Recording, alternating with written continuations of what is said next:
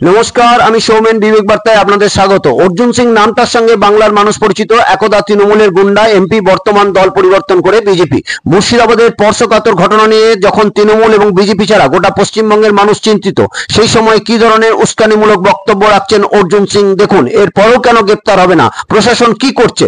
এখন উনি বলছেন দুই পক্ষকে, আমি বলছি দুই পক্ষ কেন দাঙ্গা করেছে? লজ্জা হয় না? ডাকাতের দল করেন উনি। আজকে ওনার এমপিরা নাটক করে কান্নাকাটি করছে। খলিলুর রহমান আজকে শমশেরগঞ্জের এমএলএ নাটকবাজি করছে কি আমার উপরে হামলা হয়েছে। এই ভিড়টা উনি বলছেন তো, এই ভিড়টা সামাল দেওয়া যাচ্ছে না। যেদিন বিহার আর ইউপি থেকে, বিহার আর ঝাড়খণ্ড থেকে হিন্দুদেরকে নিয়ে ওখানে আমরা ঢুকবো, একদিনে খালি করে দেব মুর্শিদাবাদ মালদাকে। একদিনে খালি করে দেব, একদিন লাগবে আমাদের।